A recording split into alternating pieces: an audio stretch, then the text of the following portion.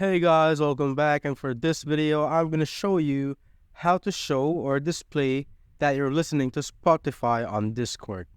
So first, what you'd want to do is click on user settings here and just scroll down a little till you see the connections here, and make sure that your Spotify is connected. So add accounts to your profile, click on Spotify, and the tab will show, or your web browser will pop up, and just go through all the options. You'll just need to agree and log into the account, and once you're done, it will pop up here.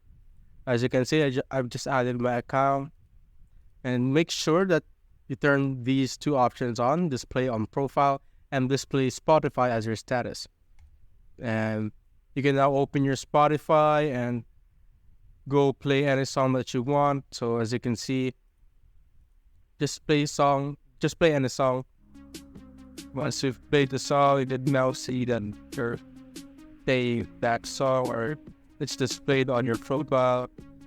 So that's all, guys. If you have found this video helpful, simply leave a like below or subscribe because it helps reach more people. See you on the next one.